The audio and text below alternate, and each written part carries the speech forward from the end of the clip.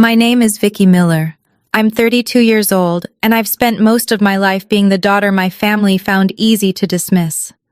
Last November, at my sister Candace's MBA graduation party, my father raised his glass in front of 70 guests and said, "This is the real heir to the Miller family, the daughter who makes us proud." Then he looked at me, smiled, and added, "And this is my other daughter, just a useless nurse." I smiled and said nothing.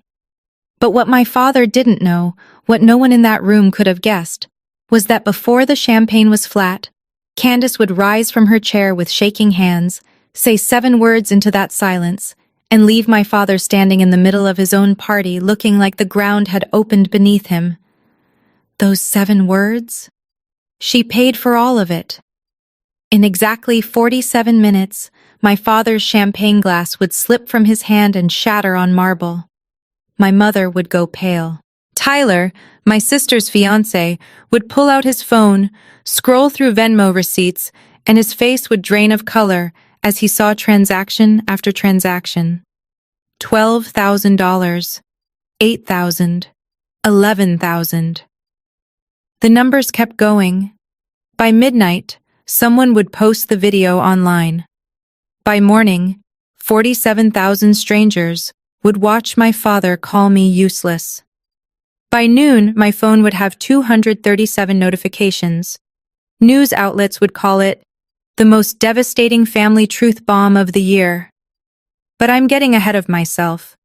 Before I tell you how everything fell apart, I need you to understand how it all began. And I need to know something.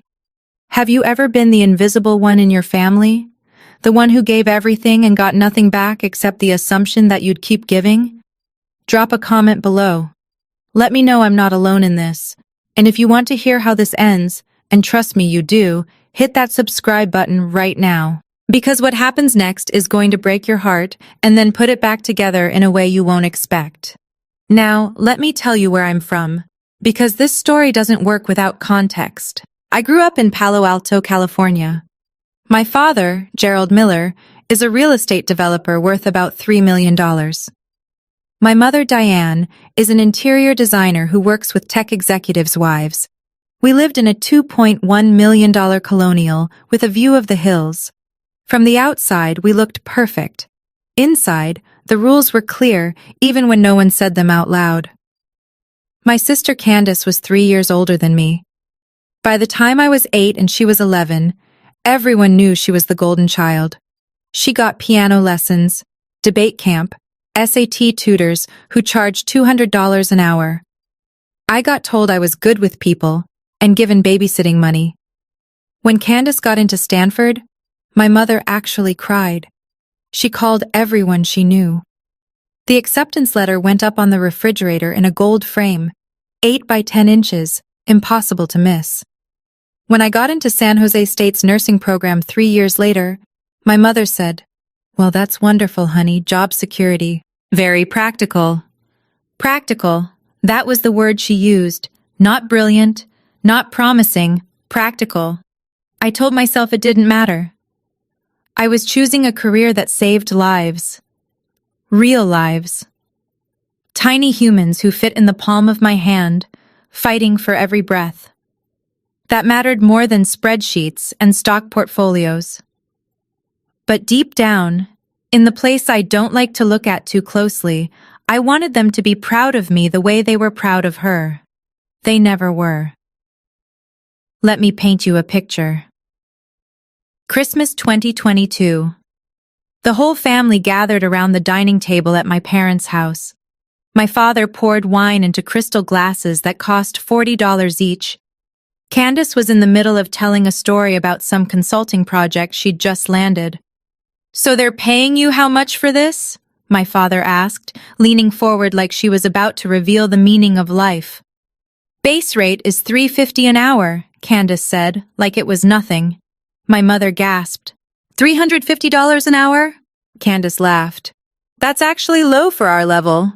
Everyone at the table murmured appreciation. Uncle Ron whistled. My Aunt Sheila said something about brilliant career choices. My father beamed. Then he turned to me. "And you, Vicky? How's the hospital treating you? Good, I said. We saved a 24-weeker last week. 1 pound, 3 ounces. The doctor said she had a 5% chance. We got her to 32 weeks. The parents named her Hope. My father nodded. That's nice. 3 seconds of silence. Then he turned back to Candace. So this client, are we talking Fortune 500? That was it.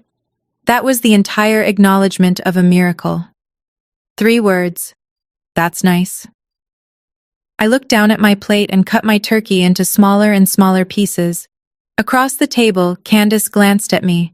Just for a second, I saw something in her eyes. Maybe guilt. Maybe pity. But then my father laughed at something she said, and the moment disappeared. That's how it always was. I wasn't hated. I wasn't even disliked.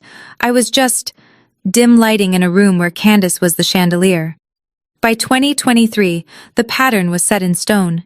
Candace had been promoted twice at her consulting firm. She was engaged to Tyler, a VP at a tech company whose parents owned a vineyard in Napa. The engagement ring was 2.1 carats, $18,000. I know because my mother told me. Twice. With a pride that made it clear she thought this was proof she'd raised her children right. Meanwhile, I was living in a 420-square-foot studio apartment in Sunnyvale.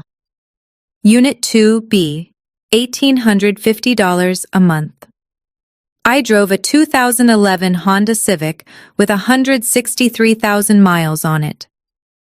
I worked night shifts at Stanford Children's Hospital in the NICU because the differential pay was 18% higher and I needed every dollar. I'd paid off my $38,000 in student loans by myself, 4 years of overtime and eating rice and eggs for dinner. My parents never asked if I needed help. They'd made it clear during nursing school that graduate education, or any education after high school, was my responsibility. So I handled it, alone. And then, on January 15th, 2023, at 11:14 p.m., my phone rang. Candace. I almost didn't answer. We talked maybe once a month, usually when she wanted to tell me about some promotion or vacation, but something made me pick up. Vic. Her voice was wrong, thin, shaking. What's wrong? I got into Harvard. I sat up on my futon. Candace, that's amazing. I can't afford it. Silence. What do you mean? Full admission to their MBA program, but there's no scholarship. $73,000 a year just for tuition, plus housing in Boston, plus living expenses. Even with federal loans, I'm short, way short. Did you ask Mom and Dad? Long pause. Candace. Did you ask them? Yes, her voice cracked. Dad said I'm 30 years old. He said they already funded my undergrad. He said business school is a personal choice and I need to be independent. I closed my eyes. That sounded exactly like my father. Not because he didn't have the money. He absolutely did. But because he believed in principles, in teaching lessons, in making sure his children understood the value of hard work. Except he'd never applied those principles to Candace before. Not during her unpaid summer internships in New York when he covered her rent. Not during her study abroad program in Barcelona. Not when she needed help with the down payment on her Palo Alto apartment. I tried private loans, she continued. The interest rates are brutal, and they all want a co-signer. I asked Mom and Dad to co-sign. And? They said no. Jesus. Tyler's parents offered to help. She was crying now, real tears. But Vic, I can't take money from them. Not before we're even married. They'll think I'm using him. His mom already makes comments about how I'm ambitious. And not in a good way. I heard her breath hitch. Heard her trying to pull herself together. How much do you need? I asked. Pause. Just to start, just to cover the housing deposit and first month's rent in Cambridge. I can figure out the rest later. I just need to get there. 12,000. I opened my banking app while she was still talking. My savings account stared back at me. $16,482.19. 3 years of overtime shifts. 3 years of saying no to every dinner invitation, every weekend trip, every concert, every nice meal, every piece of clothing that wasn't on clearance. 3 years of planning to maybe, someday, put a down payment on a condo somewhere cheaper than the Bay Area. Vic, are you still there? I'm here. I know it's a lot. I know you've worked so hard for that money, but you're the only person I can ask. You're the only person I trust. My finger hovered over the transfer button. I should have said no. I should have told her to defer a year, to take Tyler's parents' money, to get a job and save, to wait. But she was my sister. She was crying. She was asking me for help. And somewhere in the back of my mind, I thought that maybe, just maybe, if I did this for her, my parents would finally see me as more than practical, more than the helper, more than the invisible one. I'll send it tomorrow, I said. Vicky, her voice broke completely. It's okay. You're my sister. This is what family does. She sobbed. Full body, gasping sobs of relief. I swear I'll pay you back. As soon as I graduate and get my signing bonus from McKinsey or wherever I end up, I swear, every single dollar. I know. I love you so much. I love you too. I hung up, sat on my futon in my 420 square foot studio, and stared at that number. $16,482.19. Then I transferred $12,000 to my sister. The memo line said, "For your dream." The next morning, I went to work, held a 1-pound baby girl born at 24 weeks. Her name was Riley. Her parents were barely older than me. They asked me if she'd make it. I told them I didn't know, but that I'd fight for her like she was my own. Riley coded twice that shift. We got her back both times. I drove home at 7:30 a.m. in blinding sunlight, pulled into my parking spot, and sat in my car for 20 minutes before I could move. That's when I saw the notification, a voice memo from Candace. I played it. She was crying again, but this time from relief. Vic, oh my God, Vic. I can't even... You saved me. You literally saved my life. I wouldn't be here without you. You're the best sister in the world. I love you. I love you so much. I listened to that voice memo 4 times. I still have it saved. For 3 weeks, Candace texted me every day. Photos of her new apartment in Cambridge, updates about orientation, names of classmates I'd never meet. She sounded happy, free. I felt good, like I'd done something that actually mattered. And then, 6 weeks later, my phone rang again. Now, before I tell you what she said, I want you to pause this video. Right now, I'm serious. Pause it. And ask yourself, if you were me, would you have said yes the first time? Would you have given your sister $12,000? Be honest. Drop your answer in the comments. Because here's what I need you to understand. I wasn't stupid. I knew the risks. But I made a choice. A choice I thought was about love. I didn't know it was about becoming invisible. Okay. Unpause. Let's continue. Vic, I'm so sorry. There's a tuition gap. It was June 2023. I was sitting in my car outside the hospital after another 12-hour shift. I was so tired my hands were shaking. What do you mean a tuition gap? The financial aid office miscalculated my residency status. I owe $8,500 by Friday or I get dropped from my concentration track. How is that possible? Didn't they already process everything? I don't know. She was crying, again. I've been on the phone with them for 2 days. Vic, I can't lose this. I can't. Please. I checked my account. After the first transfer and my monthly expenses, I had $4,400 left. I don't have $8,500, I said quietly. Can you pick up extra shifts? Can you... I don't know. Is there any way?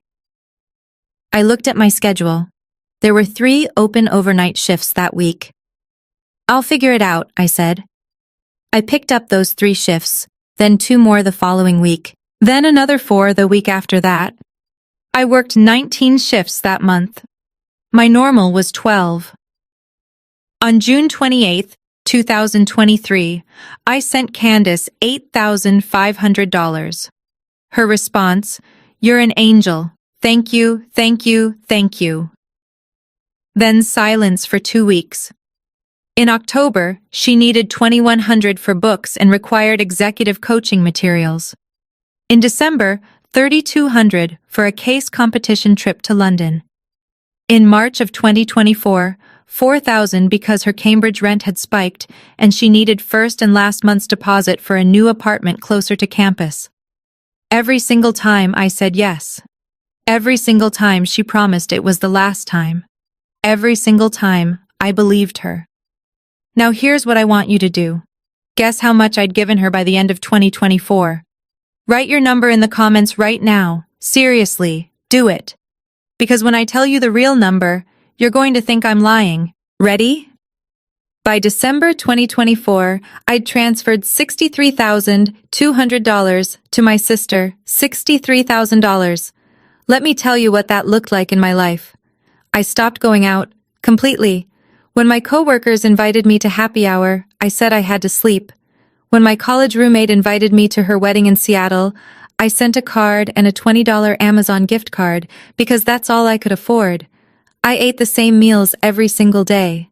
Oatmeal for breakfast, rice and chicken for dinner, eggs if I was feeling fancy. My grocery budget was $38 a week. I worked night shifts because the differential was 18% higher. My sleep schedule flipped completely. I saw more sunrises than sunsets. My circadian rhythm was destroyed. I started falling asleep standing up. My friend Anna, who I'd known since nursing school, stopped calling after I canceled on her 7 times in a row. My apartment was 420 square feet of futon, folding table, and mini fridge. No TV, no couch, no life. I was 28 years old, and I lived like someone in witness protection.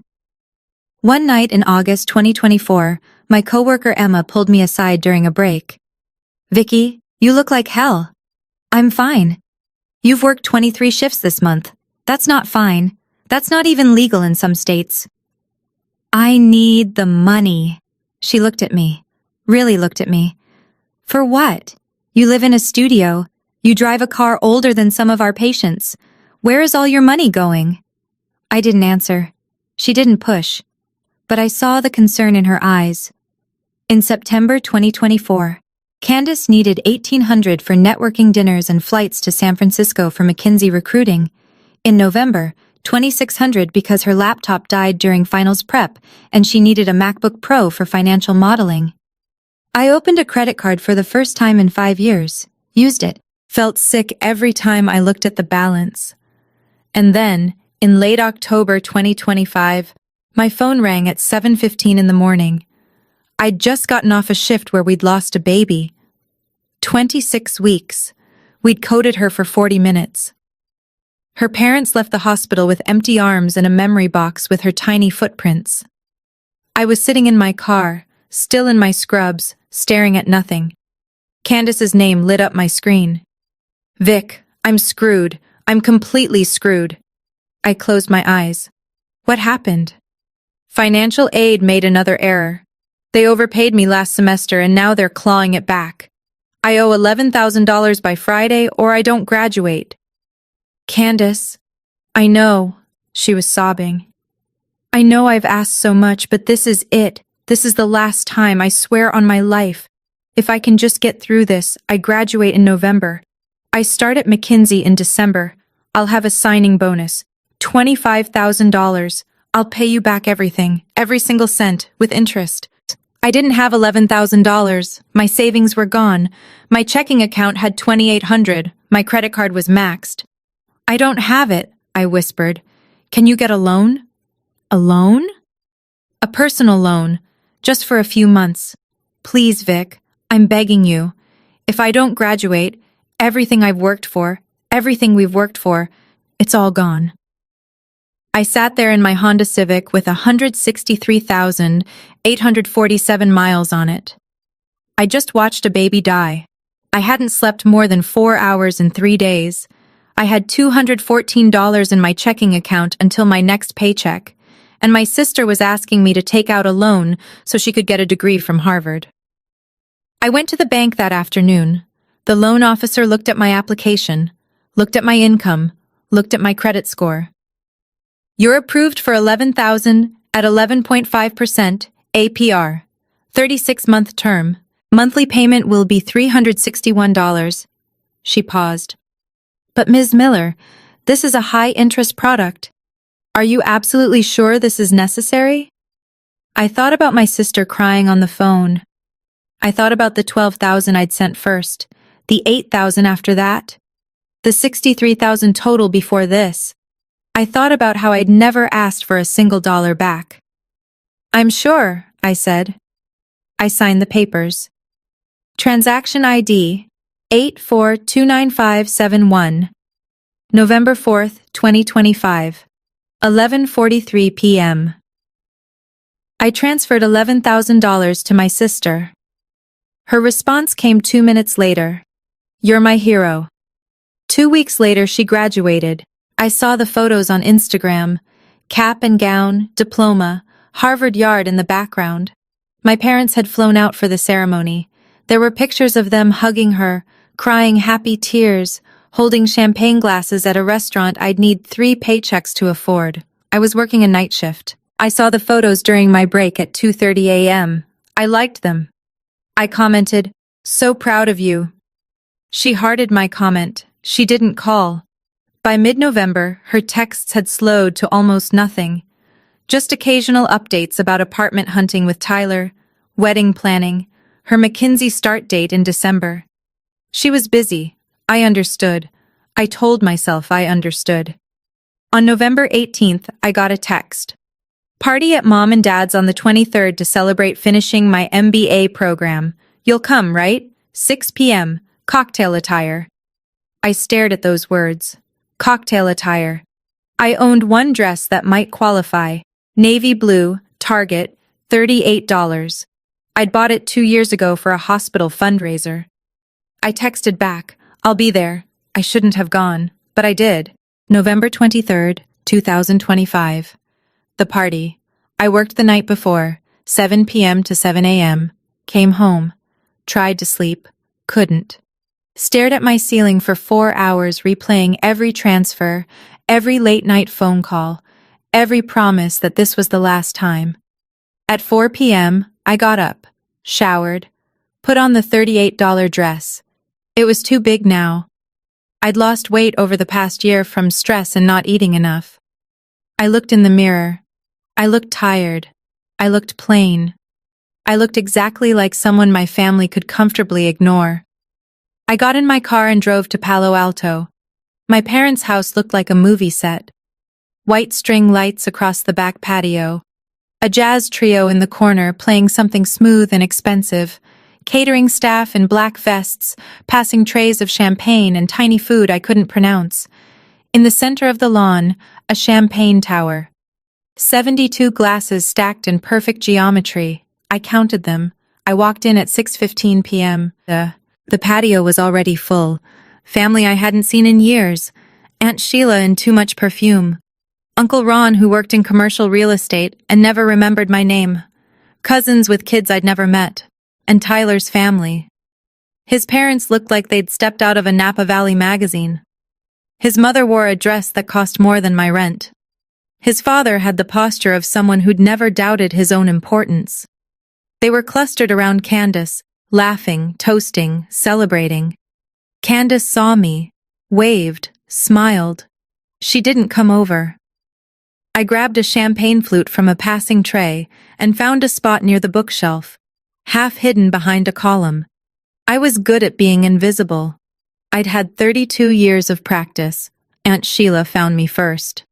"Oh, Vicky, I almost didn't recognize you, honey. You look so tired. Are you still doing the nurse thing?" "Yeah, still doing that." "Well, bless your heart. Someone has to, right?" She patted my arm like I was a child. "Candace looks absolutely radiant. Harvard! Can you even believe it? Your parents must be beside themselves. They're very proud." "As they should be. She worked so hard, all on her own, too. That's real character, you know. Self-made success." Self-made. I took a sip of champagne I didn't want and said nothing. At 7:27 p.m., the jazz trio stopped playing. My father clinked his glass. The sound cut through every conversation. 70 people turned toward him. He stood in the center of the patio, Candace beside him, glowing in a $1,200 Reformation dress. My mother on his other side in pearls that had belonged to my grandmother. Tyler stood behind Candace with his hand on her waist, looking at her like she'd invented light. I stood by the bookshelf, half in shadow, holding my champagne. "I want to thank everyone for being here tonight," my father said. His voice carried. He'd always been good at holding a room. "We're here to celebrate something truly extraordinary. My daughter Candace has just completed her MBA program at Harvard Business School." Applause. Whistles. Someone shouted, "Go Candace!" My father waited for silence. "She'll walk at commencement in May, but we wanted to celebrate now, because she's already accepted an offer at McKinsey.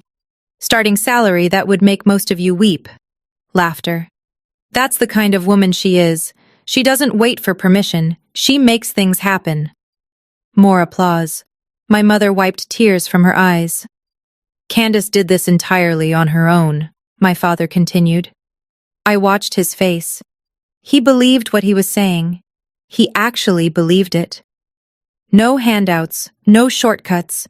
She worked her way through one of the most competitive programs in the world with grace, intelligence, and complete independence. I looked at my sister. Her smile was frozen. Her hand gripped Tyler's so tight her knuckles were white.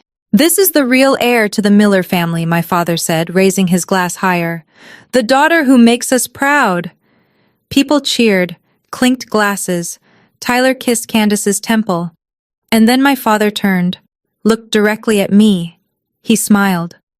"And this," he said, gesturing toward me with his champagne glass, "is my other daughter, Vicky."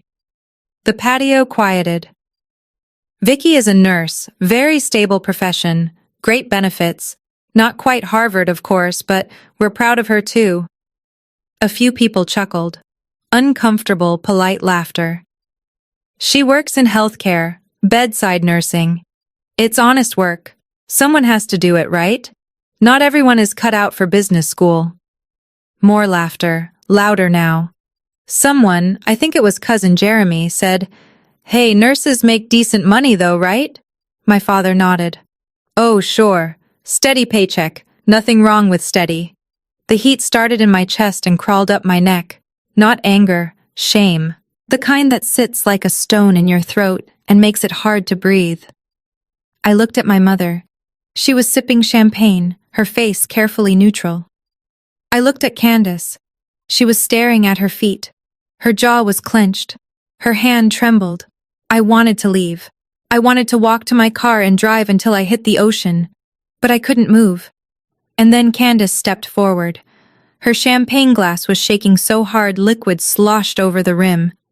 Her voice came out thin and strained, like every word was being pulled from somewhere deep and painful.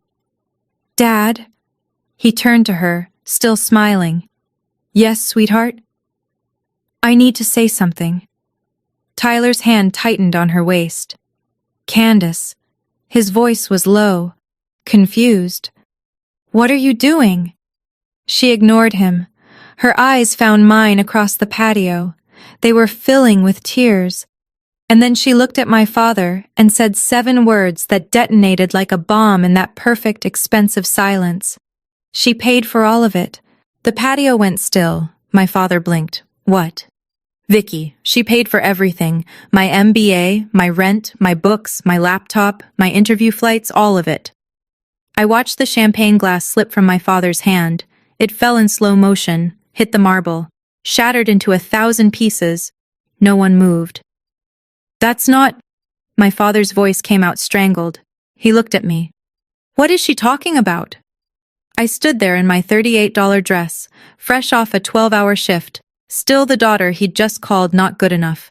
And I said, very quietly, "She asked. I helped. That's what sisters do." My mother's face went white. "Vicky, is this true?" "Yes." Candace's voice rose, cracking completely. "I'm sorry. God, I'm so sorry, Vic. I should have told them. I should have told everyone from the beginning. Tyler stepped back from her. Candace, what the hell is going on? She turned to him, mascara already streaking. You asked me how I paid for Harvard. I told you I got loans. I did get loans, federal loans. But they weren't enough. I had gaps, big gaps. I asked Mom and Dad for help. They said no. My father opened his mouth. Nothing came out. So I asked Vicky. Candace's voice broke. And she said yes. She gave me $12,000 in January of 2023 just to get me started. And then she kept giving. Every time I had a shortfall, every time I needed something, she gave it to me. Tyler pulled out his phone. Show me. Candace's hands shook as she unlocked her screen. She opened Venmo, handed him the phone. I watched his face drain of color. Jesus Christ. His voice barely a whisper. 12,000, 8,500, 2,100, 3,200, 4,000, 11,000. He scrolled further. This goes back almost 3 years. He looked at Candace, then at me, then back at Candace. How much total? She didn't answer. Candace, how much? Her voice came out as a broken whisper. $87,300? Someone gasped. I think it was Aunt Sheila. Tyler stared at his phone like the numbers were written in a language he didn't understand. You told me you were self-sufficient. You told me your parents helped with undergrad, but you handled grad school on your own. I never said. You let me believe it. His voice turned hard. My parents were so impressed with you. They kept talking about how independent you were, how driven. And the whole time you were lying to me, using your sister as a bank. I was going to pay her back. With what, Candace? You don't start at McKinsey until next month. You've been planning a $60,000 wedding. When exactly were you going to pay her back? Candace covered her face with her hands and sobbed. The entire patio was silent. 70 people. Not one sound, except my sister crying. Tyler's father, the venture capitalist who owned the Napa vineyard, stood up. His voice cut through the silence like a blade. Gerald, I think you owe your daughter an apology. In front of everyone here. Right now. My father looked like he'd been slapped. Tyler's father continued, because if what Candace just said is true, you didn't raise one successful daughter. You raised one successful daughter on the back of another, and you just called the foundation of that success useless. My mother made a small sound, a whimper. My father turned to me. His face had gone from red to gray. Vicky, how did you even afford that? I met his eyes. I worked 6 nights a week for almost 3 years. I picked up every overtime shift available. I stopped having a social life. I live in a studio apartment with 420 square feet and a futon. I eat the same meal every day. I took out a personal loan at 11.5% interest for the last $11,000 because I'd already drained every dollar I had. My voice was steady, calm. Years of nursing had taught me how to stay steady when everything was falling apart. And I did it because she's my sister. Because she called me crying and said I was the only person she could trust. Because I thought that's what love looked like. Tyler's mother stood. Her voice was ice. We need to leave. Tyler nodded once. He looked at Candace. We'll talk tomorrow. Not tonight. Tyler, please. Not tonight. He walked away. His parents followed. His sister gave Candace one long, disappointed look and left without a word. The Harvard friends started making excuses, early flights, long drives. They hugged Candace, but the hugs were stiff. Empty. Extended family filtered out next. Aunt Sheila stopped by me on her way out and whispered, Vicky, I had no idea. I'm so sorry. I nodded. One by one, they left. By 9 p.m., the patio was nearly empty. Just me, Candace, my parents, and catering staff quietly cleaning up 72 champagne glasses and uneaten food that had cost thousands of dollars. I set down my glass, still full. I hadn't taken a single sip since the toast. I'm going home, I said. No one stopped me. I walked to my car. The same 2011 Honda Civic with 163,847 miles. Got in, drove back to Sunnyvale in complete silence. I didn't cry. When I got home, my phone was exploding. 23 text messages.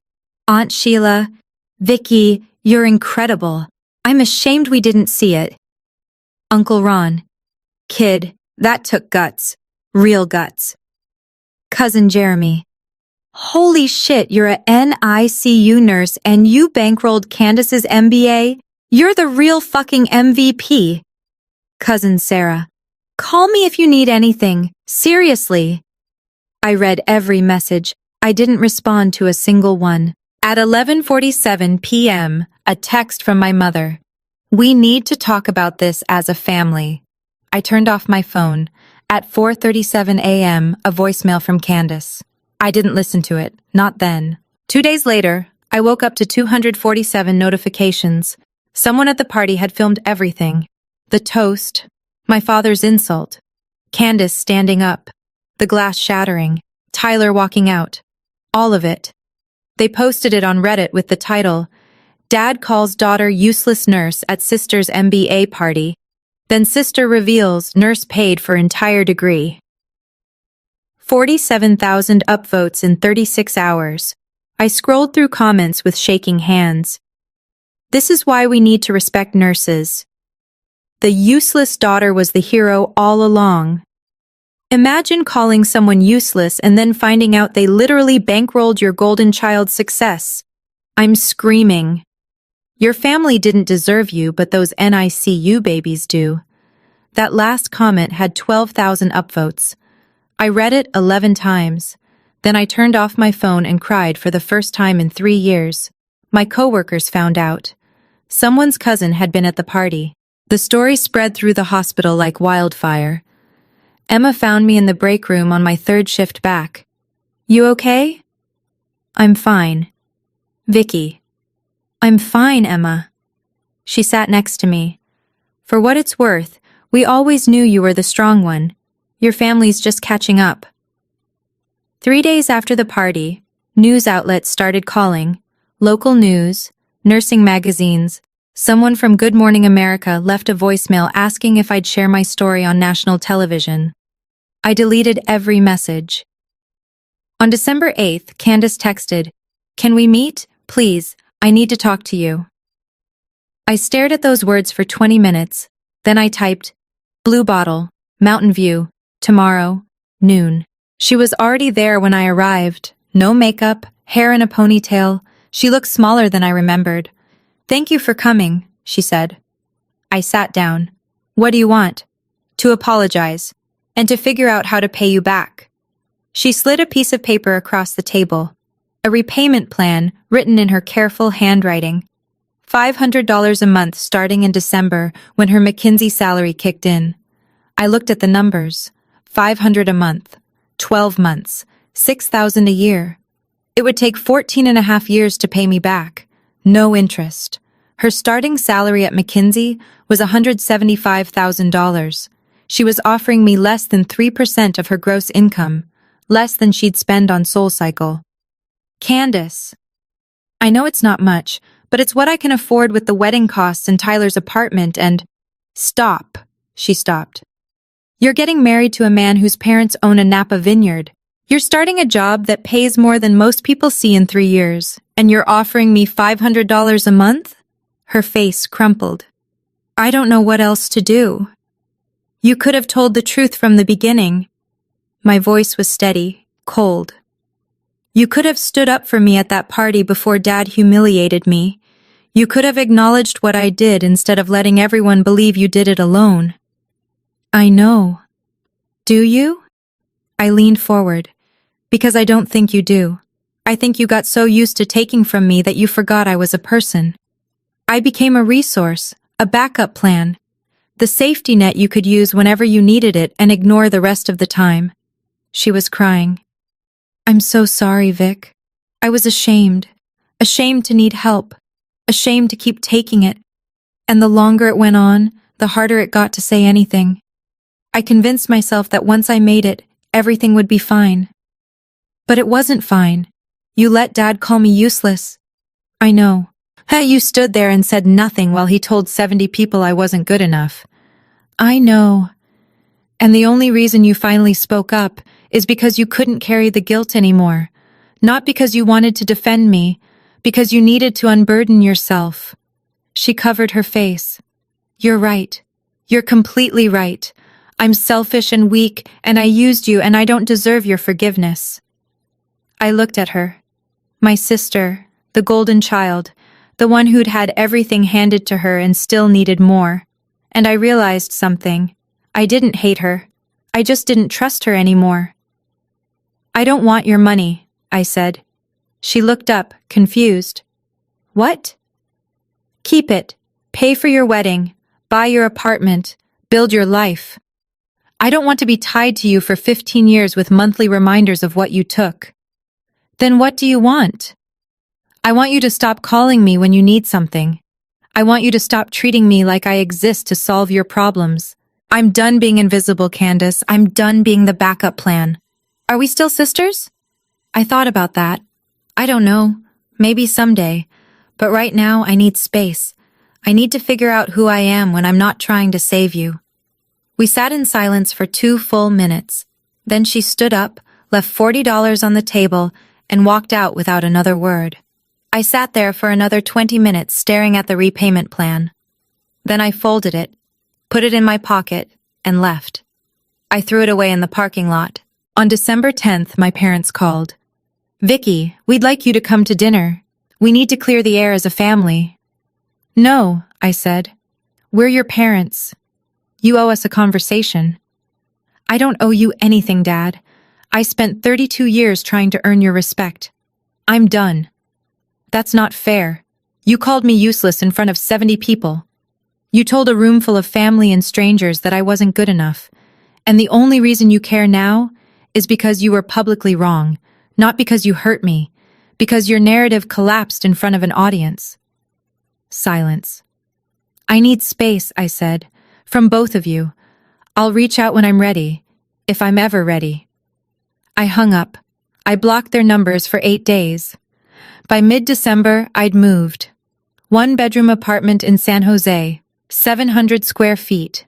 A real bed, a couch, a kitchen table, windows that actually let in light.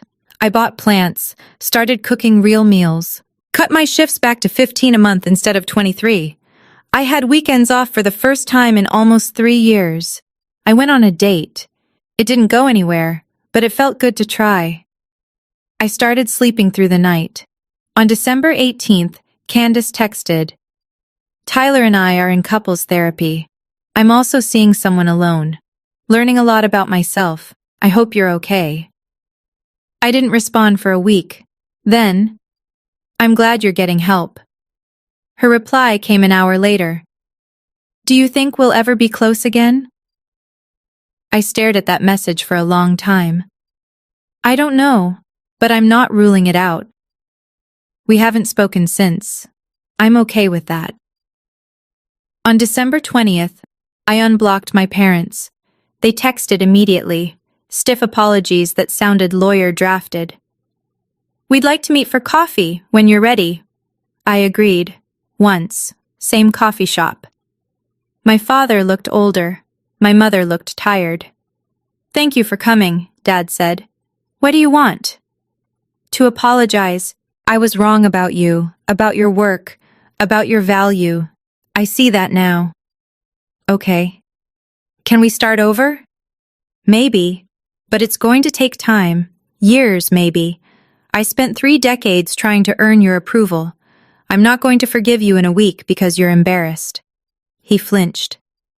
We love you, Vicky, my mother said quietly.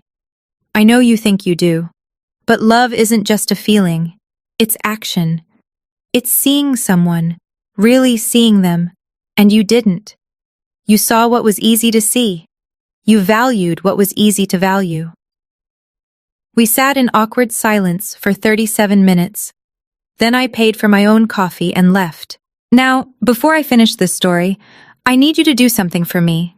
If you've made it this far, Comment Team Vicky below. Let me know this story mattered to you. Let me know I'm not alone. And if you've ever been the invisible one, the person who gave everything and got nothing back, share this video. Send it to someone who needs to hear it. Because the world is full of people like me, people who save everyone else and forget to save themselves. Now, let me tell you where I am today. It's late December, 2025. I'm sitting in my new apartment with actual sunlight coming through actual windows. I have $8,200 in my savings account. Not much, but it's mine. I'm not sending it anywhere. I work 15 shifts a month. Sustainable. Healthy. I hold tiny humans who weigh less than a bag of sugar and teach them how to breathe. I comfort parents in the worst moments of their lives. And when people ask me what I do, I don't downplay it anymore. I'm a NICU nurse. I save babies. I started therapy. $180 a session, worth every penny. In our third session, my therapist asked, "You've spent your life saving people. When do you get to save yourself?" I didn't have an answer then. I'm finding one now. Last week, my charge nurse Emma said, "You're different. What changed?" I stopped waiting for permission to matter. She smiled. Good. Here's what I want you to take from my story. 3 things. Write these down. 1. Your worth is not determined by how much you sacrifice. I gave $87,300. I gave 3 years of night shifts and isolation and exhaustion. And it didn't make my father respect me, because people who don't value you won't suddenly start valuing you just because you bleed more. Your worth exists whether they see it or not. 2. Silence is not peace. I stayed quiet for 34 months because I thought that was noble. It wasn't. It was self-destruction. The moment my sister finally spoke, everything changed. Not because truth set us free, but because secrets are poison. If something is killing you, say it out loud. 3. The people who save everyone else are usually the ones who need saving most. I spent my nights holding babies, fighting for their lives, and I couldn't fight for my own. If you're the person everyone calls when they need help, who do you call? Figure that out before you drown. That's it. That's what I learned. Now, if this story meant something to you, do me a favor. Share it. Not for me. For the person in your life who's invisible. The one who gives everything and never asks for anything back. Send them this. Let them know they're seen. And if you want to know what happened next, whether Candace ever paid me back, whether my parents truly changed, whether Tyler married her, I'll tell you everything in part 2. Link in the description. One more thing. Where are you watching from? Comment your city and country. Because this story isn't just mine, it's everyone who's ever been overlooked. And I want to know I'm not alone. Thank you for listening. Thank you for seeing me. My name is Vicky Miller. I'm 29 years old. I'm a NICU nurse at Stanford Children's Hospital. And I'm not useless. I never was.